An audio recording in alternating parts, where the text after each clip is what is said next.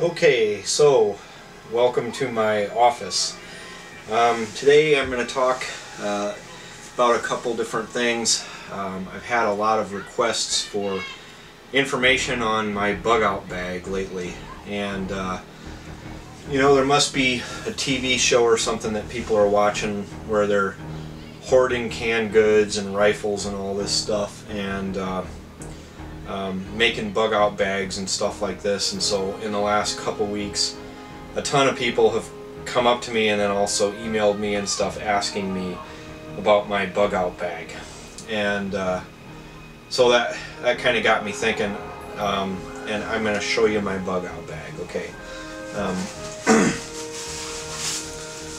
This here is a tactical bug out bag, and it's by Hy-Vee. That's a grocery store in Iowa, and it's tactical because it's like gray and not white or see-through and stuff, and I can carry like groceries and stuff in here, and I can reuse it, you know, so I can like use it for a ton of different things, you know, like throwing trash out of my car and stuff like that. It's like tactical. So anyway, I don't carry a bug out bag or even have one made up, and it's just there's a few reasons for that. Like, it's just never occurred to me because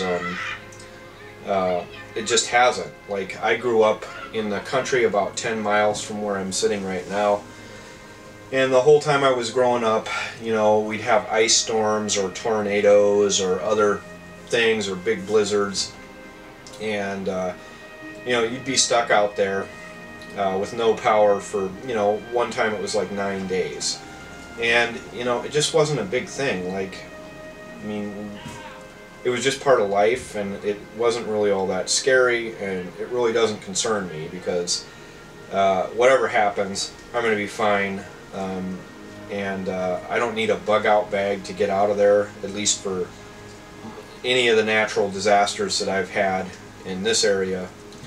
Like, you know, so people make them for natural disasters, etc. Like, I don't understand it, and I don't have one. So the other reason people make bug out bags is you know, two-legged predator problems, and they think that, you know, they're gonna, you know, the Russians are gonna land, or, you know, whoever, zombies, whatever, and they're gonna need a bag to like go out into the mountains or out into the wilderness, and they're gonna like live out there and survive. And this brings me to a movie that I saw when I was a little kid, and the name of the movie was Red Dawn, and I must have been, oh, I don't know, I was in like early junior high or something, and it was awesome because you know, back then we were still in the Cold War, the Berlin Wall hadn't fallen, and so there really was like this fear of the Russians like invading the United States and everything, like, for whatever reason, and it really played on some cultural things that were going on at the time, so it was relevant for that reason. The other reason it was relevant was that even back then I lived in the woods, so I knew how to do all the stuff that they were doing in the movie, and I did it routinely, you know, disappear into the woods for a few days, camp out, you know, go hunting, fishing, whatever. And so it had that neat element, and then the other element that I liked was that like the guys, you know, like they're just regular guys and stuff, and like all of a sudden like these two hot chicks show up, you know, that are like all woodsy, and like, you know, these women like ignored them their whole lives, but, you know, because they had like mad skills and like, you know, fighting the power and all that crap, all of a sudden they're like hooking up with these like super hot chicks. And so that was appealing because look at me, look at my glasses, look at me, and realize that I am a dork. I have always been a dork, and I will always be a dork, and at this point I don't give a damn.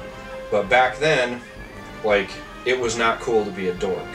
So you know, I had these visions of me, like, you know, rescuing the maiden in distress and all this, and like being appreciated for my skills. And so the movie Red Dawn was extremely appealing to me, and I think that that movie has had reverberations for, you know, ever since it was made. There's been reverberations from that movie, and everybody thinks, like I did when I was freaking 12 years old, that, you know, you're gonna like go up into the mountains and like live off the land and do this, and then all of a sudden these like super hot chicks are gonna like you, and, you know, you're gonna keep off all the invaders and all this stuff. And let me just tell you, all of that's a bunch of shit.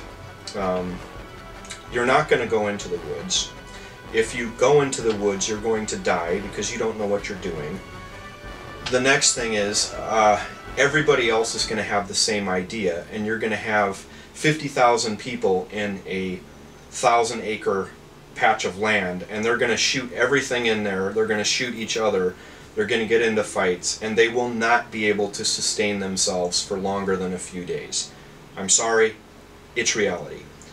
Our population densities, at least in the United States and in most of the developed world, are so high that you cannot support society on hunting and gathering. You just can't.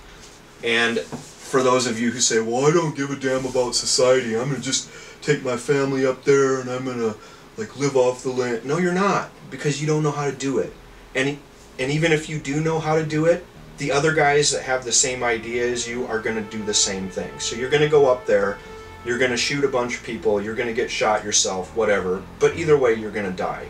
You are not bugging out. I'm sorry.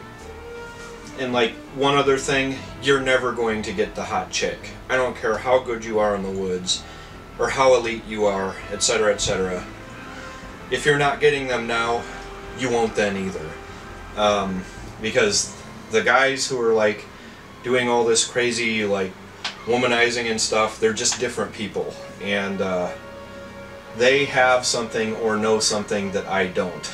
Like, whatever that is, like, I have no idea what it is, and I'll never have any idea, and neither will you. So just forget about that aspect of it. So the other reason that people think about bugging out is if there's a major national emergency, like or a major catastrophe in your area, like Hurricane Katrina and other things like that, you know, that happen, and you know, a lot of people bugged out there. A lot of them got shot on bridges trying to cross into other states and stuff, and like, it was a big mess. A lot of people did bug out, but a lot of people stayed put, and they're just fine. And say there's a catastrophe that's even worse than that, and it leads to anarchy where you live. I've only been in one situation where there was anarchy, and I guess you'd have to say it was more like partial anarchy, after a natural disaster, and that was in Haiti. You know, just right after that earthquake, I went down to help out down there, and it was basically anarchy. There were some UN troops down there, but there was no functioning government. And so the nightmare scenario that everybody has in their mind is that, you know, there's going to be a disaster, and then like all of a sudden everybody around me is going to go crazy. And I have sympathy for that, because, you know, I think this zombie apocalypse thing, in my world right now, there has been a zombie apocalypse, because all these people that are around me and somehow have access to me, you know, I've known some people for decades, like literally decades, that just all of a sudden turned into complete assholes and scumbags.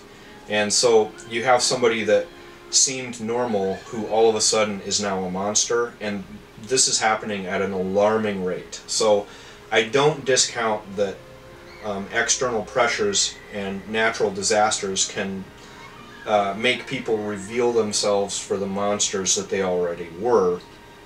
But my experience in an anarchy situation, or partial anarchy, because there were UN troops there, but they weren't, I mean, they were just there, they weren't doing anything, and they weren't telling anyone what to do.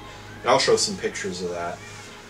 But my experience was that there was probably some people that went crazy and looted and did some other stuff, but most of the people that I saw were like living with absolute dignity, with no problem. I mean, they were behaving themselves.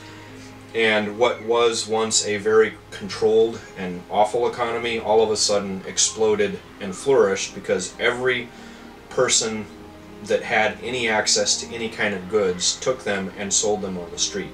So while most of the stores were sold, there were some stores that were still open, but they were priced out of the range of the average Haitian. So what they did was they just went out onto the street and started selling stuff, where the government would stop them from doing that before. When there is no government, capitalism flourishes and all of the needs were basically met.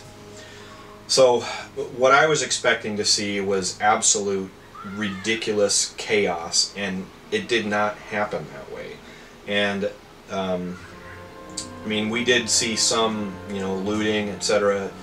in after Hurricane Katrina, but what are you going to do? Some of that's going to happen, but New Orleans is basically back to normal now, and there are some scars and some problems still, but by and large,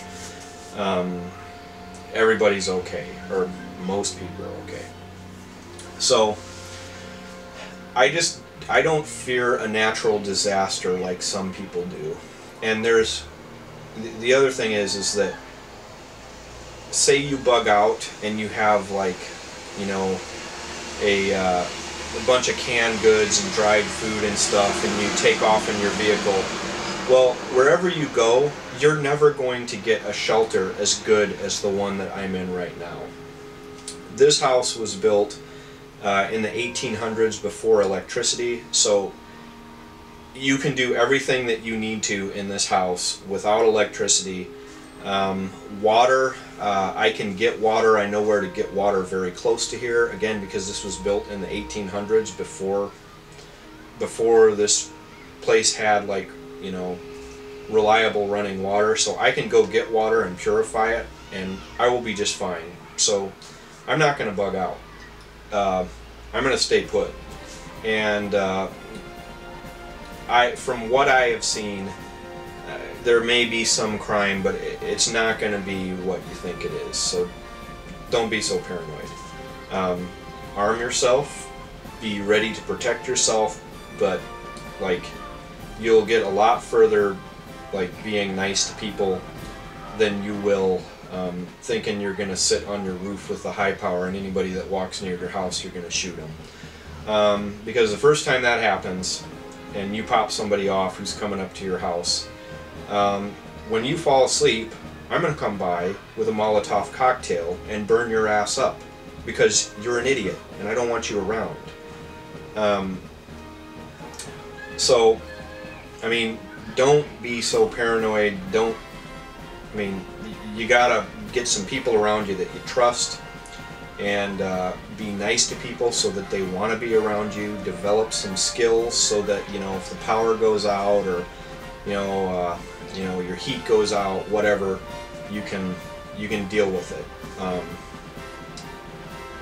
The other thing is, a lot of people, when they talk about bugging out, they have these bags filled with like $1,000 worth of gear, and they don't know how to use any of it.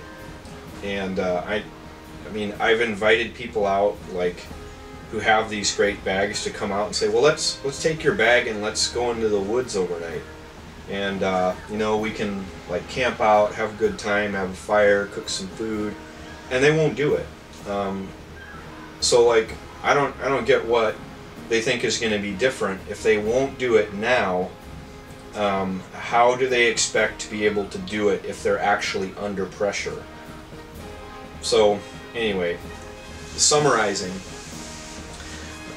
what I would say, and I know a lot of people who are, who know what they're doing outdoors, and can basically fend for themselves and are good people. What you want to do is you want to surround yourself with a network of people, your church, You know, be a part of your community. Whatever you need to do, if you're not a church-going person, find something. Surround yourself with people that live close to you or whatever, and be nice to them. Build a social network, because your social network is going to keep you alive. And if you can develop some skills that will help you live without all of the modern conveniences, even better. But enough soapbox.